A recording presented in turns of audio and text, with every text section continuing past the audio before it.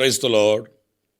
ప్రభు అయిన యేసు క్రీస్తు ప్రశస్త నామంలో మీ అందరికీ మా హోసన్నా మినిస్ట్రీస్ తరపున హృదయపూర్వకమైన వందనాలు తెలియపరుస్తున్నాను. ప్రభు మిమ్మల్ని ఆశీర్వదించి దీవించుగాక. Praise the lord. ಕರ್ತನಾದ ಏಸು ಕ್ರಿಸ್ತನ ಪ್ರಶಸ್ತ ನಾಮದಲ್ಲಿ ನಿಮ್ಮೆಲ್ಲರಿಗೆ ಹೋಸನ್ನ ಮಿನಿಸ್ಟ್ರೀಸ್ ವತಿಯಿಂದ ಹೃದಯಪೂರ್ವಕವಾದಂಥ ವಂದನೆಗಳನ್ನು ಸಲ್ಲಿಸುತ್ತಾ ಇದ್ದೇನೆ. ಕರ್ತನು ನಿಮ್ಮನ್ನು ಆಶೀರ್ವದಿಸಲಿ. ప్రియులారా, పరిశుద్ధ గ్రంథంలో కీర్తనల గ్రంథం 138వ కీర్తన 3వ చరణాన్ని నేను చదువుతున్నాను, ఆలకించండి. ಪ್ರಿಯರೇ, ಪರಿಶುದ್ಧ ಗ್ರಂಥದಿಂದ 138ನೇ ಕೀರ್ತನೆ 3ನೇ ಚರಣವನ್ನು ನಾನು ಓದ್ತಾ ಇದ್ದೇನೆ, ಕೇಳಿರಿ. నేను మొరపెట్టిన దినమున నీవు నాకు ఉత్తరమిచ్చితివి. ನಾನು ಕೂಗಿಕೊಂಡ ದಿವಸದಲ್ಲಿ ನೀನು ನನಗೆ ಉತ್ತರ ಕೊಟ್ಟೆ. మనం ఆరాధించే మన దేవుడు ఎవరు అనంటే ఆయన ఉత్తరమిచ్చే దేవుడు, అంటే జవాబిచ్చే దేవుడు.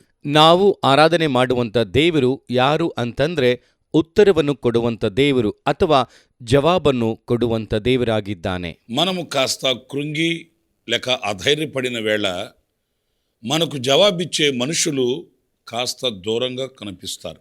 ನಾವು ಕುಗ್ಗಿರುವಂಥ ಸಮಯದಲ್ಲಿ, ಅಧೈರ್ಯ ಪಡುವಂಥ ಸಮಯದಲ್ಲಿ ನಮಗೆ ಜವಾಬನ್ನು ಕೊಡುವಂಥ ಮನುಷ್ಯರು ಇರಲ್ಲ. బలవంతులైన వాళ్ళు, ధనికులైన వారు మనకు స్పందించాలి అంటే మన స్థితిగతులు చూస్తారు.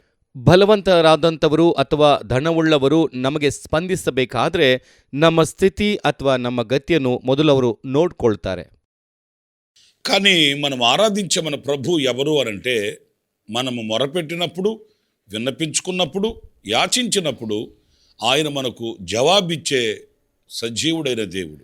ನಾವು ಆರಾಧಿಸುವ ದೇವರು ಯಾರೆಂದರೆ, ನಾವು ಮೊರೆಯಿಟ್ಟಾಗ, ಭಿನ್ನಹಿಸಿಕೊಂಡಾಗ ಆತನು ಜವಾಬನ್ನು ಕೊಡುವ ಜೀವ ಸ್ವರೂಪನಾದಂಥ ದೇವರಾಗಿದ್ದಾನೆ.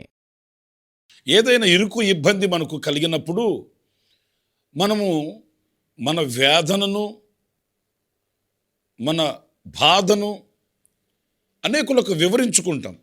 కానీ వారి దగ్గర రావాల్సిన జవాబు మనం వినకపోయినప్పుడు, వారి యొద్ద నుంచి మనకు రావాల్సిన జవాబు మనకు చేరనప్పుడు వేదనతో కుమిలిపోతూ ఉంటాం. ಏನಾದರೂ ಇಕ್ಕಟ್ಟು, ತೊಂದರೆ ನಮಗೆ ಉಂಟಾದರೆ ನಾವು ನಮ್ಮ ವೇದನೆಯನ್ನು, ಬಾಧೆಯನ್ನು ಅನೇಕರಿಗೆ ವಿವರಿಸಿಕೊಳ್ತೇವೆ.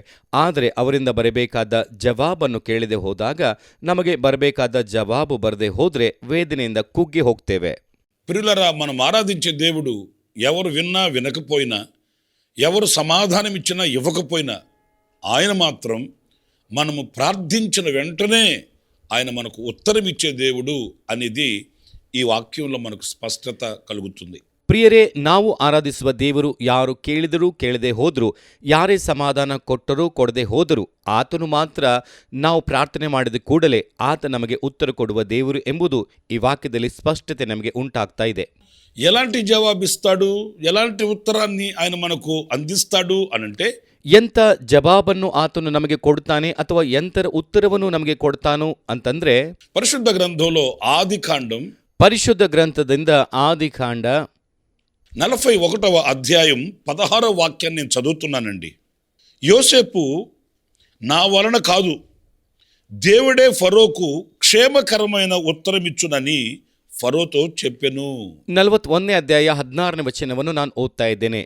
ಯೋಸೇಫನು ಫರೋಹನಿಗೆ ಪ್ರತ್ಯುತ್ತರವಾಗಿ, ನನ್ನಲ್ಲಿ ಅಂಥ ಸಾಮರ್ಥ್ಯವೇನೂ ಇಲ್ಲ, ಆದರೆ ದೇವರು ಫರೋಹನಿಗೆ ಸಮಾಧಾನವಾಗಿ ಉತ್ತರವನ್ನು ಕೊಡುವನು ಅಂದನು. ప్రియులారా, చూడండి, ఆయన క్షేమకరమైన ఉత్తరం ఇచ్చును అనంటే ఆయన ఇచ్చే జవాబు మనకు సంతోషాన్ని కలిగిస్తుంది. ಪ್ರಿಯರೇ, ನೋಡಿರಿ, ಸಮಾಧಾನದ ಉತ್ತರ ಕೊಡುವನು ಅಂತಂದ್ರೆ ಆತನ ಜವಾಬು ನಮಗೆ ಸಂತೋಷ ಕೊಡುತ್ತದೆ. అడిగామని, ప్రార్థించామని, మొరపెట్టుకున్నామని ఏదో సమాధానం ఇవ్వాలని కాదు, కానీ ಕೇಳ್ತಾ ಇದ್ದೇವೆ, ಪ್ರಾರ್ಥನೆ ಮಾಡ್ತಾ ಇದ್ದೇವೆ, ಮೊರೆ ಇಡ್ತಾ ಇದ್ದೇವೆ, ಏನೋ ಸಮಾಧಾನ ಕೊಡಬೇಕು ಅಂತಲ್ಲ. ప్రియులారా, ఈ వాక్యంలో ಪ್ರಿಯರೇ, ಈ ವಾಕ್ಯದಲ್ಲಿ ప్రభువు మనకు ఉత్తరం ఇస్తాడు. ఎలాంటిది అనంటే మనకు సంతోషాన్ని కలిగించే ఉత్తరం ఇస్తాడు.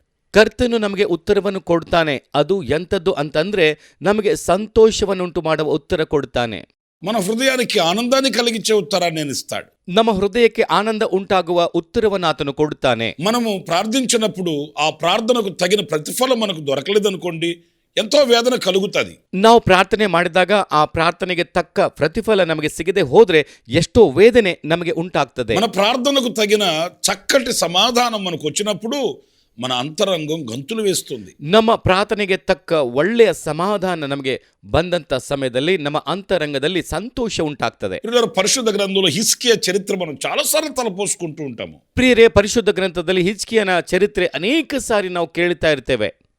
ఆయన ప్రభు సన్నిధిలో మొరపెట్టి ప్రార్థించినప్పుడు ಆತನು ಕರ್ತನ ಸನ್ನಿಧಿಯಲ್ಲಿ ಮೊರೆ ಇಟ್ಟು ಪ್ರಾರ್ಥನೆ ಮಾಡಿದಾಗ ఆ దేవుని వార్తను తీసుకుని వచ్చిన దైవజనుడు నడిమిసాల దాటక మునిపే అతని ప్రార్థనకు మరలా సమాధానం అతడు విన్నాడండి. ಆ ದೇವರ ವಾರ್ತೆ ತಂದ ದೈವ ಸೇವಕನು ಮಧ್ಯ ಬೇಸಿಗೆ ದಾಟುವುದಕ್ಕಿಂತ ಮುಂದೆ ಆತನ ಪ್ರಾರ್ಥನೆಗೆ ಮತ್ತೆ ಸಮಾಧಾನ ಆತ ಕೇಳಿದ. హిజ్కియా యొద్దకు మరలా ఆ దైవజనుడు వచ్చి చెప్పాడు, నీ కన్నీళ్లు ఆయన చూశాడు, నీ ప్రార్థన ఆయన ఆలకించాడు, నీకు 15 సంవత్సరాలు ఆయుష్ను పొడిగించాడన్న శుభవార్త వెనువెంటనే హిజ్కియాకు చేరిందండి.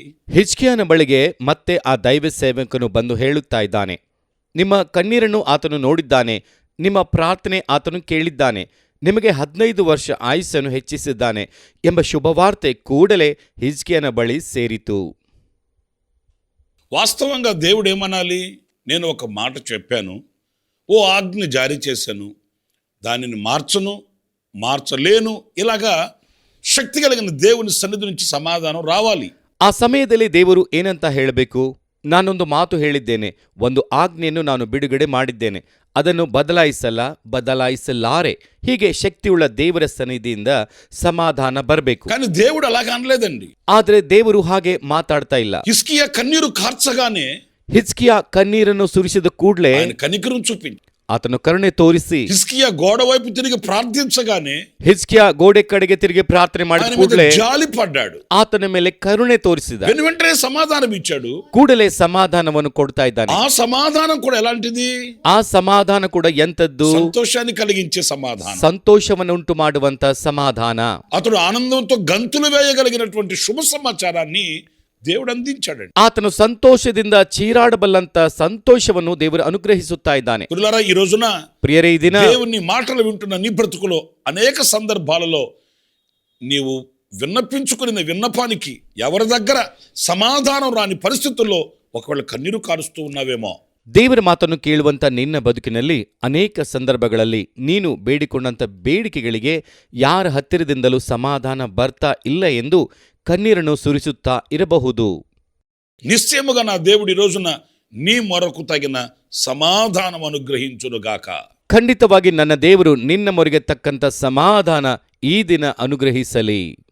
నిశ్చయముగా నా దేవుడు నీ కన్నీళ్లకు తగిన క్షేమకరమైనటువంటి సమాధానం నా దేవుడు నీకు అనుగ్రహించునుగాక. ಖಂಡಿತವಾಗಿ ನಿನ್ನ ಕಣ್ಣೀರಿಗೆ ತಕ್ಕಂತ ಕ್ಷೇಮಕರವಾದ ಸಮಾಧಾನ ನನ್ನ ದೇವರು ಅನುಗ್ರಹಿಸಲಿ. పిల్లలారా, మరొక మాట కూడా నేను మీకు జ్ఞాపకం చేయాలి. అదేంటంటే, ఆయన ఉత్తరం ఇవ్వడం మాత్రమే కాదు, ఉత్తరం ఇచ్చిన దేవుడు ఎన్నటికి నీ విడువను ఎడబాయనని వాగ్దానం చేస్తున్నాడు. ಪ್ರಿಯರೇ, ಇನ್ನೊಂದು ಮಾತನ್ನು ಕೂಡ ನಾನು ನಿಮಗೆ ಜ್ಞಾಪಕ ಮಾಡಿಕೊಡಬೇಕು. ಅದೇನೆಂದ್ರೆ, ಆತನು ಉತ್ತರ ಕೊಡುವುದು ಮಾತ್ರವಲ್ಲ, ಉತ್ತರ ಕೊಟ್ಟಂತ ದೇವರು ಎಂದಿಗೂ ಬಿಡುವುದಿಲ್ಲ, ತೊರೆಯುವುದಿಲ್ಲ ಎಂದು ವಾಗ್ದಾನ ಮಾಡ್ತಾ ಇದ್ದಾನೆ.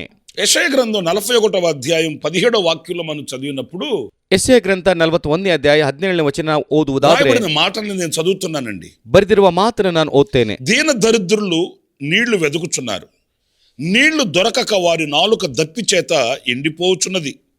యెహోవా అను నేను వారికి ఉత్తరమిచ్చెదను, ఇశ్రాయేలు దేవుడినైన నేను వారిని ವಿಡನಾಡನು. ಬಡವರು ದರಿದ್ರರು ನೀರನ್ನು ಹುಡುಕಿ ಕಾಣದೆ ಬಾಯಾರಿಕೆಯಿಂದ ನಾಲಿಗೆ ಒಣಗಿದಾಗ ಯೆಹೋವನಾದ ನಾನೇ ಅವರನ್ನು ಆಲೈಸುವೆನು, ಇಸ್ರಾಯೇಲ್ ದೇವರಾಗಿರುವ ನಾನು ಅವರನ್ನು ಕೈ ಬಿಡುವುದಿಲ್ಲ. ప్రియులారా, చూడండి, ఈ వాక్యంలో ఆయన ఉత్తరం ఇవ్వడం మాత్రమే కాదు, ఆయన విడువను ఎడబాయనను వాగ్దానం చేస్తున్నాడు. ಪ್ರಿಯರೇ, ನೋಡಿರಿ, ಈ ವಾಕ್ಯ ಭಾಗದಲ್ಲಿ ಆತನು ಉತ್ತರವನ್ನು ಕೊಡುವುದು ಮಾತ್ರವಲ್ಲ, ಆತನು ಬಿಡುವುದಿಲ್ಲ, ತೊರೆಯುವುದಿಲ್ಲ ಎಂಬುದಾಗಿ ಹೇಳುತ್ತಾ ಇದ್ದಾನೆ. ఏ నరుడు కూడా ఇంత ఘనమైన వాగ్దానాన్ని చేయలేడండి. ಯಾವ ಮನುಷ್ಯನು ಕೂಡ ಇಂಥ ಘನವಾದ ವಾಗ್ದಾನ ಮಾಡಲಿಕ್ಕೆ ಆಗಲ್ಲ. ఎందుకంటే ಯಾಕಂದ್ರೆ ప్రతి మనిషి కూడా ఈ లోకంలో తాత్కాలికమైనటువంటి మనుగడ కలిగిన వాడే. ಪ್ರತಿ ಮನುಷ್ಯನ ಜೀವನ ವಿಧಾನ ಈ ಲೋಕದಲ್ಲಿ ತಾತ್ಕಾಲಿಕವಾದದ್ದೇ. ఎవరు కూడా అంతం వరకు మనతో నిలిచేవారు లేరండి. ಯಾರು ಕೂಡ ಅಂತ್ಯದವರೆಗೂ ನಮ್ಮ ಸಂಗಡ ಇರುವಂತವರು ಇಲ್ಲ. ఎవరు కూడా అంతం వరకు మనకు తోడుగా నిలిచే అండగా నిలిచే వ్యక్తులు లేరండి. ಯಾರು ಕೂಡ ಅಂತ್ಯದವರೆಗೂ ನಮಗೆ ನೆರಳಾಗಿ ನಿಲ್ಲುವಂತ ವ್ಯಕ್ತಿಗಳೇ ಇಲ್ಲ. ఆయన ఒక్కడే ఇమ్మానుయేలు దేవుడు. ಆತನೊಬ್ಬನೇ ಇಮ್ಮಾನುವೇಲನಾಗಿರುವ ದೇವರು. ఆయన ఒక్కడే శాశ్వతుడైన దేవుడు. ಆತನೊಬ್ಬನೇ ಶಾಶ್ವತನಾಗಿರುವ ದೇವರು. ఆదియు అంతమై ఉన్నవాడు. ಆದಿಯು ಅಂತ್ಯವಾಗಿರುವ ದೇವರು. అల్ఫా ఒమేగా అయి ఉన్నవాడు. ಅಲ್ಫಾ ಒಮೇಗಾ ಆಗಿರುವ ದೇವರು. అంతము వరకు మనకు వెన్నుతట్టి నడిపించగలిగిన నాయకుడు ఒకే ఒక్కడు. ఆయన పేరే నజరేయుడైన యేసు. ಅಂತ್ಯದವರೆಗೆ ನಮ್ಮ ಬೆನ್ನನ್ನು ತಟ್ಟಿ ನಡೆಸುವಂತ ನಾಯಕನು ಆತನೊಬ್ಬನೇ. ಆತನ ಹೆಸರೇ ನಜರೇತಿನ ಯೇಸು. ఆయన ఎన్నటికీ మనల్ని విడిచేవాడు కాదు, ఎడబాసే దేవుడు కాదండి. ಆತನು ಎಂದಿಗೂ ಕೂಡ ನಮ್ಮನ್ನು ಬಿಡುವಂತವನಲ್ಲ, ತೊರೆಯುವಂತವನು ಅಲ್ಲ. పరిశుద్ధ గ్రంథంలో మీరు చదువుతారండి, యెషయా గ్రంథంలో తల్లి తన బిడ్డను మరిచిన మరువను అన్నాడు. ಪರಿಶುದ್ಧ ಗ್ರಂಥದಲ್ಲಿ ನೀವು ಓದ್ತೀರಾ, ಯೆಶಾಯ ಬರೆದಿರುವ ಗ್ರಂಥದಲ್ಲಿ ತಾಯಿ ತನ್ನ ಮಗುವನ್ನು ಮರೆತರೂ ಆತನು ಮರೆಯಲ್ಲ ಅಂತ ಹೇಳ್ತಾನೆ. కడుపున పుట్టిన బిడ్డని తల్లి ఎలా మరుస్తుందండి? ಹೊಟ್ಟೆಯಲ್ಲಿ ಹುಟ್ಟಿರುವಂತ ಮಗುವನ್ನು ತಾಯಿ ಹೇಗೆ ಮರೆತು ಹೋಗ್ತಾಳೆ? అది జరగని పని. ಅದು ನಡೆಯದ ಕೆಲಸ. ఒకవేళ జరిగినా జరగచ్చేమో, కానీ నేను నిన్ను విడువను అని వాగ్దానం చేసిన దేవుడు ఆయన సర్వశక్తి కలిగిన దేవుడు. ಒಂದು ವೇಳೆ ಹಾಗೆ ನಡೆಯಬಹುದೇನೋ, ಆದರೆ ನಾನು ನಿನ್ನನ್ನು ಬಿಡುವುದಿಲ್ಲ ಎಂಬುದಾಗಿ ಹೇಳಿರುವಂತ ದೇವರು ಆತನೇ ಸರ್ವಶಕ್ತನಾಗಿರುವಂತ ದೇವರು. పరిశుద్ధ గ్రంథంలో మనస్సే అనే ఒక రాజు ఉన్నాడండి. ಪರಿಶುದ್ಧ ಗ್ರಂಥದಲ್ಲಿ ಮನಸ್ಸೆ ಎಂಬ ಒಬ್ಬ ರಾಜನಿದ್ದಾನೆ. అతడు 12 సంవత్సరాల వయసు ఉన్నప్పుడు రాజుగా అభిషేకించబడ్డాడు. ಆತನಿಗೆ 12 ವರ್ಷ ವಯಸ್ಸಿರುವಾಗಲೇ ರಾಜನಾಗಿ ಅಭಿಷೇಕಿಸಲ್ಪಟ್ಟ. 12 సంవత్సరాల వయసు అంటే ఎంత అవగాహన ఉంటుందండి? 12 ವರ್ಷ ವಯಸ್ಸಂದ್ರೆ ಎಷ್ಟು ತಿಳುವಳಿಕೆ ಇರಬಹುದು? మన మధ్యలో 12 సంవత్సరాల పిల్లలు తిరుగుతుంటారు. వాళ్ళకి ఎంత బాధ్యత ఉంటుంది, ఎంత అవగాహన ఉంటుంది, ఎంత వాళ్ళకి ఆ పాలన మీద ಜ್ಞಾನ ಸಂಪದ ఉంటుంది అనేది మనకు తెలుసు. ನಮ್ಮ ಮಧ್ಯದಲ್ಲಿ 12 ವರ್ಷದ ಮಕ್ಕಳು ತಿರುಗಾಡ್ತಾ ಇರ್ತಾರೆ. ಅವರಿಗೆ ಎಷ್ಟು ಬಾಧ್ಯತೆ ಇರುತ್ತದೆ, ಎಷ್ಟು ತಿಳುವಳಿಕೆ ಇರುತ್ತದೆ, ಪಾಲನೆಯ ಮೇಲೆ ಅವರಿಗೆ ಎಷ್ಟು ಜ್ಞಾನವಿದೆ ಎನ್ನುವುದು ಕೂಡ ನಮಗೆ ಗೊತ್ತು. ఈ మనస్సే అనే రాజు 12 సంవత్సరాలకి రాజు అయినప్పటికీ అతడు కొంతకాలం చక్కగా భయభక్తులు కలిగి తన పితరులను అనుసరించిన ఒక వ్యక్తిగా మనకు కనిపిస్తాడు. అతని రాజ్యపాలన కూడా సుభిక్షతోనే కొనసాగింది. ಈ ಮನಸ್ಸೆ ಎಂಬ ರಾಜನು 12ನೇ ವಯಸ್ಸಿಗೆ ರಾಜನಾದರೂ ಕೂಡ ಆತನು ಸ್ವಲ್ಪ ಕಾಲ ಚೆನ್ನಾಗಿ ಭಯಭಕ್ತಿಯುಳ್ಳವನಾಗಿ ತನ್ನ ಪಿತೃರನ್ನು ಅನುಸರಿಸುವ ಒಬ್ಬ ವ್ಯಕ್ತಿಯಾಗಿ ನಮಗೆ ಕಾಣುತ್ತಾನೆ. ಆತನ ರಾಜ್ಯ ಪಾಲನೆ ಕೂಡ ಬಹಳ ಚೆನ್ನಾಗಿ ನಡೀತಾ ಇತ್ತು. అతను కొన్ని దినములు గడిచిన తర్వాత బాధాకరమైన విషయం ఏంటంటే, అతడు ఆధ్యాత్మికమైనటువంటి మార్గాన్ని విడిచిపెట్టి అతడు లోకానుసారమైన వ్యక్తిగా మారిపోయాడు. ಆತನು ಸ್ವಲ್ಪ ದಿನಗಳು ಕಳೆದ ಕೂಡಲೇ ನೋವನ್ನುಂಟು ಮಾಡುವಂಥ ವಿಷಯ ಏನೆಂದ್ರೆ, ಆತನು ಆಧ್ಯಾತ್ಮಿಕವಾದ ಮಾರ್ಗವನ್ನು ಬಿಟ್ಟು ಲೋಕಾನುಸಾರವಾಗಿ ಜೀವಿಸ್ತಾ ಇದ್ದಾನೆ. బహు దైవ విరోధమైన కార్యాలు ప్రారంభించాడండి. ಬಹು ದೈವ ವಿರೋಧವಾದ ಕಾರ್ಯಗಳನ್ನು ಆತನು ಪ್ರಾರಂಭಿಸಿದ. దేవుని హృదయంలో వేదనను కలిగించే కార్యాలు అతడు చేయడం ప్రారంభించాడండి. ದೇವರ ಹೃದಯದಲ್ಲಿ ವೇದನೆಯನ್ನುಂಟು ಮಾಡುವಂತ ಕಾರ್ಯಗಳನ್ನು ಆತನು ಪ್ರಾರಂಭ ಮಾಡಿದ. సజీవుడైన దేవుడిని మర్చిపోయాడు. ಜೀವ ಸ್ವರೂಪನಾದ ದೇವರನ್ನು ಮರೆತು ಹೋದ. జీవము కలిగిన దేవుని మందిరాన్ని అపవిత్రపరిచాడు. ಜೀವವುಳ್ಳ ದೇವರ ಮಂದಿರವನ್ನು ಅಪವಿತ್ರ ಮಾಡಿದ. తన కుటుంబీకులను దైవ విరోధమైన కార్యక్రమాల యందు ప్రోత్సహిస్తూ వచ్చాడు. ತನ್ನ ಕುಟುಂಬದವರನ್ನು ದೈವ ವಿರೋಧವಾದ ಕಾರ್ಯಗಳನ್ನು ಮಾಡಲಿಕ್ಕೆ ಪ್ರೋತ್ಸಾಹ ನೀಡುತ್ತಾ ಬಂದ. అతని కుమారులను కూడా దైవ విరోధమైన కార్యముల యందు అతడు నడిపిస్తూ వచ్చిన ఒక మూర్ఖమైన మనస్తత్వం కలిగిన వ్యక్తిగా మారిపోయాడండి. ಆತನ ಕುಮಾರರನ್ನು ಕೂಡ ದೈವ ವಿರೋಧವಾದ ಕಾರ್ಯಗಳನ್ನು ಆತನು ನಡೆಸುತ್ತಾ ಬಂದಿರುವ ಮೂರ್ಖವುಳ್ಳ ಮನಸ್ತತ್ವವುಳ್ಳ ವ್ಯಕ್ತಿಯಾದ. ప్రియులారా, కొన్ని సందర్భాలలో మనిషి యొక్క అహంకారం మనిషిని ఎక్కడికి తీసుకుని వెళుతుందో మనకు తెలియదండి. ಪ್ರಿಯರೇ, ಕೆಲವು ಸಂದರ್ಭಗಳಲ್ಲಿ ಮನುಷ್ಯನ ಅಹಂಕಾರ ಮನುಷ್ಯನನ್ನು ಎಲ್ಲಿಗೆ ಕರೆದುಕೊಂಡು ಹೋಗ್ತದೆ ಎಂಬುದಾಗಿ ಯಾರಿಗೂ ಗೊತ್ತಾಗಲ್ಲ. బలంగా ఉన్నాను, దృఢంగా ఉన్నాను అనుకుంటాడు, చేతి నిండా డబ్బు ఉంది అనుకుంటాడు, ఒంటి నిండా ఆరోగ్యం ఉంది అనుకుంటాడు, ఇంటి నిండా జనం ఉన్నారు అనుకుంటాడే, కానీ ఇవి ఏవి శాశ్వతం కావని గ్రహించలేని ಅಂಧಕಾರವನ್ನು ಅಡುಗುಲು ವೇಸ್ತುಂಟಾರಂడి. ನಾನು ಬಲವಾಗಿದ್ದೇನೆ, ದೃಢವಾಗಿದ್ದೇನೆ ಎಂಬುದಾಗಿ ಅಂದುಕೊಳ್ಳುತ್ತಾನೆ. ಕೈ ತುಂಬ ಹಣ ಇದೆ, ಮೈ ತುಂಬ ಆರೋಗ್ಯ ಇದೆ ಅಂತ ಅಂದುಕೊಳ್ಳುತ್ತಾನೆ. ಮನೆ ತುಂಬ ಜನ ಇದ್ದಾರೆ ಅಂತ ಅಂದುಕೊಳ್ಳುತ್ತಾನೆ. ಹೊರತು ಇವು ಯಾವುದು ಕೂಡ ಶಾಶ್ವತ ಅಲ್ಲ ಎಂಬುದಾಗಿ ಗ್ರಹಿಸಲಿಕ್ಕೆ ಆಗದ ಕತ್ತಲೆಯಲ್ಲಿ ಹೆಜ್ಜೆ ಹಾಕ್ತಾನೆ. ಮನುಷ್ಯಕುನ್ನ ಶಕ್ತಿ ಸಾಮರ್ಥ್ಯಗಳು ಎಂತವರೆಗೂ, ಮನುಷ್ಯನಿಗಿರುವಂತಹ ಶಕ್ತಿ ಸಾಮರ್ಥ್ಯ ಎಷ್ಟರವರೆಗೆ, ಮನುಷ್ಯಕುನ್ನ ಜ್ಞಾನ ಸಂಪದ ಎಂತವರೆಗೂ ನಿಲ್ಲಿಸುತ್ತದೆ, ಮನುಷ್ಯನಿಗಿರುವ ಜ್ಞಾನ ಸಂಪತ್ತು ಎಲ್ಲಿವರೆಗೆ ನಿಲ್ತದೆ. ಸರ್ವಶಕ್ತಿ కలిగిన దేవునికి దూరమైతే మానవుని మనుగడ ఎలా కొనసాగుతుంది? ಸರ್ವಶಕ್ತನಿಗೆ ದೂರವಾದರೆ ಮನುಷ್ಯನ ಜೀವನ ಹೇಗೆ ನಡೀತದೆ? ఇవన్నీ ఆలోచించడానికి మనిషికి కష్టతరమైపోయిందండి. ಇವೆಲ್ಲ ಆಲೋಚನೆ ಮಾಡಲಿಕ್ಕೆ ಮನುಷ್ಯನಿಗೆ ಕಷ್ಟ ಅಂತ ಅನಿಸ್ತಾ ಇದೆ. ప్రియమైన సహోదరులారా, మానవుడు దేవుని సృష్టి అన్నప్పుడు ఆ సృష్టికర్త అయిన దేవునికి శిరస్సు వంచి నమస్కరించి అడుగులు వేయడం ఆశీర్వాదకరమండి. ಪ್ರಿಯ ಸಹೋದರರೇ, ಮಾನವನು ದೇವರ ಸೃಷ್ಟಿ ಅಂತ ಹೇಳಿದರೆ ಆ ಸೃಷ್ಟಿಕರ್ತನಾದ ದೇವರಿಗೆ ತಲೆಬಾಗಿಸಿ ನಮಸ್ಕರಿಸಿ ಹೆಜ್ಜೆ ಹಾಕುವುದು ಆಶೀರ್ವಾದಕರ. కానీ మనస్సే అలా చేయలేదు. ಆದರೆ ಮನಸ್ಸೇ ಹಾಗೆ ಮಾಡಲಿಲ್ಲ. అహంకారపు బుద్ధితో విర్రవీగిపోయాడు. ಅಹಂಕಾರ ಬುದ್ಧಿಯಿಂದ ಗೊಂಜ ಕೊಚ್ಕೊಂಡ, దేవుని కృపకు దూరమైపోయాడు. ದೇವರ ಕೃಪೆಗೆ ಆತನು ದೂರವಾದ, దేవుని సన్నిధిని పోగొట్టుకున్నాడు. ದೇವರ ಸನ್ನಿಧಾನವನ್ನು ಕಳೆದುಕೊಂಡ, తనకంటే ఎదురుగా నిలవగలిగిన వ్యక్తులు శక్తులు ఏవి లేవని అతడు అహంకారపు బుద్ధితో అడుగులు వేశాడు. ತನಗೆ ಎದುರಾಗಿ ನಿಲ್ಲುವಂತ ಶಕ್ತಿ ಬಲ ಯಾವುದೂ ಇಲ್ಲ ಎಂಬುದಾಗಿ ಆತನು ಅಹಂಕಾರದ ಬುದ್ಧಿಯಿಂದ ಹೆಜ್ಜೆ ಹಾಕಿದ. బాధాకరమైన విషయం ఏంటంటే, ನೋವಿನ ವಿಷಯ ಏನಂದ್ರೆ, అశ్షూరు యొక్క సైన్యం అతన్ని ముట్టడి వేసింది. ಅಶೂರು ಸೈನ್ಯವು ಆತನನ್ನು ಸುತ್ತು ಹಾಕಿತು. పాపం మనస్సే కలలో కూడా అనుకుని ఉండుండు. ಪಾಪ ಮನಸ್ಸೆ ಕನಸಿನಲ್ಲಿ ಕೂಡ ಅಂದುಕೊಂಡಿರಲ್ಲ. వయసు ఇలాగే ఉంటుందని అనుకుని ఉండుంటాడు. ವಯಸ್ಸು ಹೀಗೆ ಇರ್ತದೆಂಬುದಾಗಿ ಆತ ಅಂದ್ಕೊಂಡ. భుజబలం ధనబలం జనబలం ఎలాగే అంతం వరకు నిలుస్తుందని మోసపోయి ఉంటాడు. ಭುಜಬಲ ಧನಬಲ ಜನಬಲ ಅಂತ್ಯದವರೆಗೂ ಹೀಗೆ ಇರುತ್ತದೆಂಬುದಾಗಿ ಆತನು ಮೋಸ ಹೋದ. ఇవన్నీ అతనిని విడిచిపెట్టిన ఒక రోజు వచ్చింది. ಇವೆಲ್ಲ ಆತನನ್ನು ಬಿಡುವಂತ ಒಂದು ದಿನ ಬಂತು. అతడు ఒంటరిగా మిగిలిపోవలసి వచ్చింది. ಒಬ್ಬಂಟಿಗನಾಗಿ ನಿಲ್ಲಬೇಕಾಯಿತು. అతనికి సహాయ సహకారాలు దూరమైపోయాయి. ಆತನಿಗೆ ಸಹಾಯ ಸಹಕಾರ ಎಲ್ಲ ಕೂಡ ದೂರವಾಯಿತು. ఇప్పుడు శత్రువులైన అశ్షూరు యొక్క సైన్యం అతన్ని ముట్టడి వేసేసింది. ಈಗ ಶತ್ರುವಿನ ಸೈನ್ಯವಾಗಿರುವ ಅಶೂರು ಸೈನ್ಯವು ಸುತ್ತು ಹಾಕಿತು. అతన్ని బంధించి తీసుకుని వెళ్లి చెరసాల్లో వేసేశారు. ಆತನನ್ನು ಬಂಧಿಸಿ ಕರೆದುಕೊಂಡು ಹೋಗಿ ಸೆರೆಮನೆಯಲ್ಲಿ ಹಾಕಿದರು. ఇప్పుడు అతడు బందీ గృహంలో బంధించబడిన వాడై అల్లాడిపోతూ తల్లడిల్లిపోతూ ఆ శ్రమ దినమున ఆ కష్టకాలమందు అతడు తమ దేవునిని గుర్తుకు తెచ్చుకొని పశ్చాత్తాప్తుడై ప్రలాపిస్తున్నాడండి. ಈಗ ಆತನು ಬಂದಿಗೃಹದಲ್ಲಿ ಬಂಧಿಸಲ್ಪಟ್ಟವನಾಗಿ ಒದ್ದಾಡುತ್ತಾ ಶ್ರಮೆಯ ದಿನದಲ್ಲಿ, ಆ ಕಷ್ಟದ ದಿನದಲ್ಲಿ ದೇವರನ್ನು ನೆನಪು ಮಾಡಿಕೊಂಡು ಪಶ್ಚಾತ್ತಾಪದಿಂದ ಪ್ರಲಾಪಿಸ್ತಾ ಇದ್ದಾನೆ. ప్రియమైన సహోదరులారా, ఒకవేళ మనుష్య మాత్రులుగా మనమైతే అతనిని అలాంటి వారిని దగ్గరికి కూడా రానివ్వమేమో గాని సర్వశక్తి కలిగిన దేవుడు ఎంత వాత్సల్యత కలిగిన వాడో అనేది ఈ చరిత్రలో మనకు ಸ್ಪಷ್ಟಮೌತಾದಿ. ಪ್ರಿಯ ಸಹೋದರರೇ, ಮನುಷ್ಯ ಮಾತ್ರರಾಗಿರುವ ನಾವಾದರೆ ಆತನನ್ನು ಅಂಥವರನ್ನು ಹತ್ತಿರಕ್ಕೂ ಕೂಡ ಬರಲಿಕ್ಕೆ ನಾವು ಬಿಡಲ್ಲ. ಆದರೆ ಸರ್ವಶಕ್ತನಾದ ದೇವರು ಎಷ್ಟು ವಾತ್ಸಲ್ಯತೆ ಉಳ್ಳವನೆಂಬುದಾಗಿ ಈ ಚರಿತ್ರೆಯಲ್ಲಿ ನಮಗೆ ಸ್ಪಷ್ಟವಾಗಿ ಕಾಣಿಸ್ತದೆ. దినవృత్తాంతాలు 2వ గ్రంథం 33వ అధ్యాయం 12వ వాక్యాన్ని నేను ఒక్కసారి చదువుతాను, మీరు వినండి. అతడు శ్రమలో ఉన్నప్పుడు తన దేవుడైన యెహోవాను బతిమాలుకొని తన పితరుల దేవుని సన్నిధిని తన్ను తాను బహుగా తగ్గించుకొని ఆయనకు ಮೊರಲಿಡಗಾ.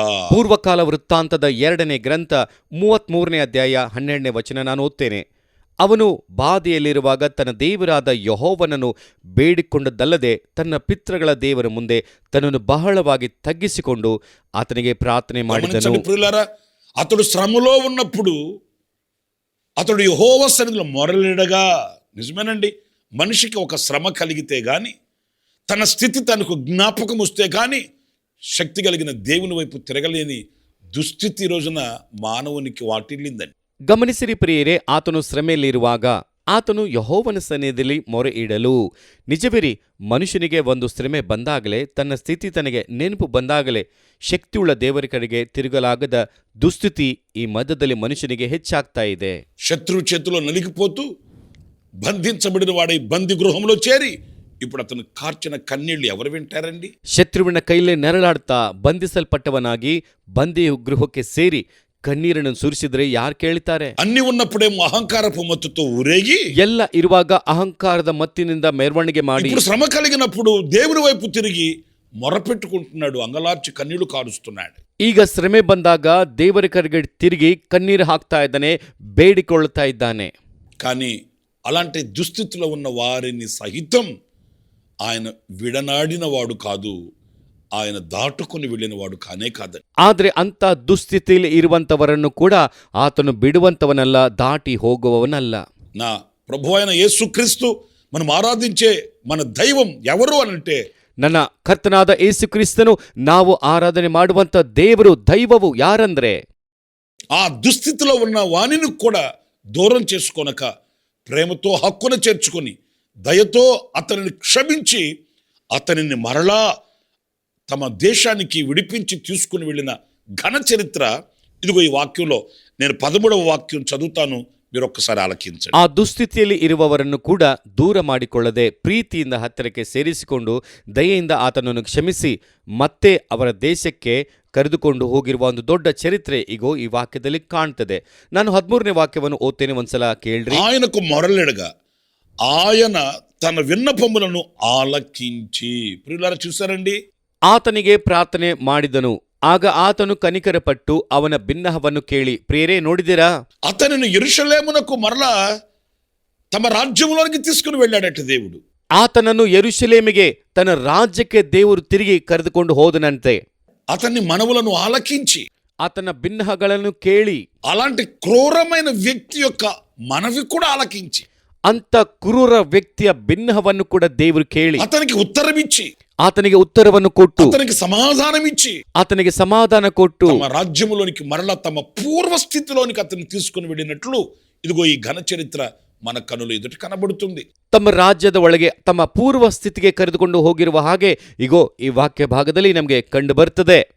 మనం ఆరాధించే మన దేవుడు ఎవరయ్యానంటే, ನಾವು ಆರಾಧನೆ ಮಾಡುವಂತ ನಮ್ಮ ದೇವರು ಯಾರಪ್ಪ ಅಂತಂದ್ರೆ, మన మొర ఆలకించి మనకు ఉత్తరం ఇచ్చి ನಮ್ಮ ಮೊರೆಯನ್ನು ಕೇಳಿ ನಮಗೆ ಉತ್ತರವನ್ನು ಕೊಟ್ಟು మరలా మన పూర్వపు స్థితికి మనల్ని తీసుకుని వెళ్ళుటకు ఇష్టపడిన సర్వశక్తి కలిగిన దయ కలిగిన దేవుడండి. ಮತ್ತೆ ನಮ್ಮ ಪೂರ್ವ ಸ್ಥಿತಿಗೆ ಕರೆದುಕೊಂಡು ಹೋಗಲಿಕ್ಕೆ ಇಷ್ಟಪಡುವಂತ ದಯೆಯುಳ್ಳ ಕನಿಕರವುಳ್ಳ ದೇವರಾಗಿದ್ದಾನೆ. ఈ రోజున నువ్వు ఏ స్థితిలో ఒకవేళ దేవునికి దూరం అయి ఉన్నావో, ಇದನ್ನ ನೀನು ಯಾವ ಸ್ಥಿತಿಯಲ್ಲಿ ಒಂದು ವೇಳೆ ದೇವರಿಗೆ ದೂರ ಆಗಿದ್ದೀಯೇನೋ, సర్వశక్తి కలిగిన దేవునిని గుర్తించలేని స్థితిలో నీవు ఉన్నావో, ಸರ್ವಶಕ್ತನಾದ ದೇವರನ್ನು ಗುರುತಿಸಲಿಕ್ಕೆ ಆಗದಂತ ಸ್ಥಿತಿಯಲ್ಲಿ ನೀನಿದೆಯೇನೋ, దేవునికి నీకును ఎంత ఎడబాటు కలిగి బ్రతుకుతున్నావో, ದೇವರಿಗೂ ಹಾಗೂ ನಿನಗೂ ಎಷ್ಟು ಅಂತರವಿದ್ದು ನೀನು ಬದುಕ್ತಾ ಇದೆಯೇನೋ, ఇదిగో ఈ మాటలు వింటున్నప్పుడు నీవు గుర్తిస్తే, ಇಗೋ ಈ ಮಾತನ್ನು ಕೇಳುವಾಗ ನೀನು ಗುರುತಿಸುವುದಾದ್ರೆ, కనికరించమని కటాక్షించమని దయ చూపించమని మనస్సే వలె ప్రార్థిస్తే, ಕನಿಕರಿಸು, ಕಟಾಕ್ಷಿಸು, ಮನಸ್ಸೇ ಹಾಗೆ ದಯೆ ತೋರಿಸೆಂಬುದಾಗಿ ನೀನ್ ಕೇಳುವುದಾದ್ರೆ, నిశ్చయముగా నా దేవుడు నిన్ను కటాక్షిస్తాడు. ಖಂಡಿತವಾಗಿ ನನ್ನ ದೇವರು ನಿನ್ನನ್ನು ಕಟಾಕ್ಷಿಸುತ್ತಾನೆ. ఆయన కనికరం నీ మీద చూపిస్తాడు. ಆತನ ಕರುಣೆ ನಿನಗೆ ತೋರಿಸ್ತಾನೆ. ఆయన తన జాలిని నీ ఎడల కనపరుస్తాడు. ಆತನ ಅನುಕಂಪವನ್ನು ನಿನಗೆ ತೋರಿಸ್ತಾನೆ. కట్టి ఉన్న కట్లను తెంచుతాడు. ನಿನ್ನ ಬಂಧನದಿಂದ ಬಿಡುಗಡೆ ಮಾಡ್ತಾನೆ. బంధించబడిన బంధకాలు విడిపిస్తాడు. ಎಲ್ಲ ಬಂಧನದಿಂದ ಬಿಡುಗಡೆ ಮಾಡ್ತಾನೆ. శత్రు చేతిలో నుంచి విడిపించి ಶತ್ರುವಿನ ಕೈಯಿಂದ ನಿನ್ನನ್ನು ಬಿಡಿಸಿ నిన్ను మరలా నీ పూర్వపు స్థితిలోనికి తీసుకుని వెళ్ళి నిన్ను ఘనతాస్పదముగా నిలబెట్టగలిగిన శక్తి కలిగిన దేవుడు ఒకే ఒక్కడు, ఆయన పేరే నజరేయుడైన యేసు. ನಿನ್ನನ್ನು ಮತ್ತೆ ನಿನ್ನ ಮೊದಲಿನ ಸ್ಥಿತಿಗೆ ತೆಗೆದುಕೊಂಡು ಹೋಗಿ ಒಂದು ಒಳ್ಳೆಯ ಘನವುಳ್ಳ ವ್ಯಕ್ತಿಯಾಗಿ ನಿನ್ನನ್ನು ನಿಲ್ಲಿಸುವಂತ ದೇವರು ಒಬ್ಬನೇ ಒಬ್ಬನು, ಆತನ ಹೆಸರೇ ನಜರೇತಿನ ಯೇಸು. నా ప్రియమైన సహోదరులారా, ನನ್ನ ಪ್ರಿಯ ಸಹೋದರರೇ, పరిశుద్ధ గ్రంథంలో సంసోను అనే ఒక న్యాయాధిపతిని మనం చూస్తామండి. ಪರಿಶುದ್ಧ ಗ್ರಂಥದಲ್ಲಿ ಸಂಸೋನನು ಎಂಬ ಒಬ್ಬ ನ್ಯಾಯಾಧಿಪತಿಯನ್ನು ನಾವು ನೋಡ್ತೇವೆ. ఫిలిష్తీయుల చేతిలో నుండి ఇశ్రాయేలీయులను విడిపించడానికి దేవుని చేత పంపబడిన వరపుత్రుడండి. ಫಿಲಿಸ್ಟಿಯರ ಕೈಯಿಂದ ಇಸ್ರಾಯೇಲರನ್ನು ಬಿಡುಗಡೆ ಮಾಡಲಿಕ್ಕೆ ಕಳುಹಿಸಲ್ಪಟ್ಟಂತ ದೇವರ ವರಪುತ್ರನು. బాధాకరమైన విషయం అంటే చెప్పనా, ನೋವಿನ ವಿಷಯ ನಾನೊಂದು ಹೇಳ, ఏ ఫిలిష్తీయుల చేతిలో నుండి ఇశ్రాయేలీయులను విడిపించడానికి వరపుత్రుడుగా వచ్చాడో, ಯಾವ ಫಿಲಿಸ್ಟಿಯರ ಕೈಯಿಂದ ಬಿಡುಗಡೆ ಮಾಡಲಿಕ್ಕೆ ಇಸ್ರಾಯೇಲರಿಗೆ ವರಪುತ್ರನಾಗಿ ಬಂದಿದ್ದಾನೋ, అదే ఫిలిష్తీయుల చేతిలో అతడు బందీగా బంధించబడిపోయాడు. ಅದೇ ಫಿಲಿಸ್ಟಿಯರ ಕೈಯಲ್ಲಿ ಆತನೊಬ್ಬ ಬಂದಿಯಾಗಿ ಬಂಧಿಸಲ್ಪಟ್ಟಿದ್ದಾನೆ. కాస్త బాధాకరమైన విషయమే. ಸ್ವಲ್ಪ ನೋವಿನ ವಿಷಯ ಇದು. ఏ ఫిలిష్తీయులను ఎదిరించి జయించి ఓ ఘన విజయాన్ని చేతపట్టుకుని బ్రతకాలనో, ಯಾವ ಫಿಲಿಸ್ಟಿಯರನ್ನು ಎದುರಿಸಿ ಜಯಿಸಿ ದೊಡ್ಡ ವಿಜಯವನ್ನು ಕೈಯಲ್ಲಿ ಹಿಡಿದುಕೊಂಡು ಬದುಕಬೇಕೋ, అదే ఫిలిష్తీయుల చేతిలో దొరికిపోయాడండి. ಅದೇ ಫಿಲಿಸ್ಟಿಯರ ಕೈಯಲ್ಲಿ ಸಿಕ್ಕಿಕೊಂಡಿದ್ದಾನೆ. ఇప్పుడు ఏ స్థితికి అతను దిగజారిపోయాడు? ಈಗ ಯಾವ ಸ್ಥಿತಿಗೆ ಇಳಿಜಾರಿ ಹೋಗಿದ್ದಾನೆ? అతనికి బలముగా శక్తిగా ఉన్న నాజీరు చేయబడిన తల వెంట్రుకలు తీసివేయబడ్డాయి. ಆತನಿಗೆ ಬಲವಾಗಿರುವಂತ ಶಕ್ತಿಯಾಗಿರುವ ನಾಜೀರು ಮಾಡಿರುವಂತ ತಲೆ ಕೂದಲು ತೆಗೆಯಲ್ಪಟ್ಟಿವೆ. ఇప్పుడు రక్త కన్నీరు కారుస్తూ కూర్చున్నాడు. ಈಗ రక్ತದ కన్నీರನ್ನು ಸುರಿಸ್ತಾ ಇದ್ದಾನೆ. శత్రువు చేతిలో పరిహాసాస్పదంగా మార్చబడిపోయాడు. ಶತ್ರುಗಳೆಲ್ಲ ಆತನನ್ನು ನೋಡಿ ಹೀಯಾಳಿಸುವಂತ ಸ್ಥಿತಿಗೆ ಬಂದಿದ್ದಾನೆ. కానీ ఇప్పుడు మనం ధ్యానించవలసిన ఒక విషయం చెప్పనా? ಆದ್ರೆ ನಾವು ಧ್ಯಾನ ಮಾಡಬೇಕಾದ ಒಂದು ವಿಷಯ ನಾನು ಹೇಳ, ఆ కడవరి కాలమందు కడవరి స్థితిలో ಆ ಕೊನೆಯ ದಿನಗಳಲ್ಲಿ ಕೊನೆಯ ಸ್ಥಿತಿಯಲ್ಲಿ తమ దేవుడైన యెహోవాకు మొరపెట్టడం ప్రారంభించాడు. ತಮ್ಮ ದೇವರಾದ ಯೆಹೋವನಿಗೆ ಮೊರೆ ಇಡ್ಲಿಕ್ಕೆ ಪ್ರಾರಂಭ ಮಾಡಿದರು. ప్రియమైన దేవుని బిడ్డలారా, ಪ್ರಿಯ ದೇವರ ಮಕ್ಕಳೇ, కన్నవాళ్ళు ఒకవేళ దూరంగా ఉండొచ్చేమో, కానీ రక్త బంధము చేత ఉన్న ప్రజలు ఒకవేళ అతనిని విడిచిపెట్టి ఉండవచ్చేమో, కానీ ಹೆತ್ತವರು ಒಂದು ವೇಳೆ ದೂರವಾಗಿರಬಹುದು, ರಕ್ತ ಸಂಬಂಧಿಕರು ಆತನನ್ನು ಬಿಟ್ಟು ಒಂದು ವೇಳೆ ದೂರವಾಗಿರಬಹುದೇನೋ, ಆದರೆ పరలోకమందున్న తండ్రి అతని చేయి విడిచిపెట్టలేదని, ಪರಲೋಕದಲ್ಲಿರುವ ತಂದೆ ಆತನ ಕೈ ಬಿಡಲಿಲ್ಲ.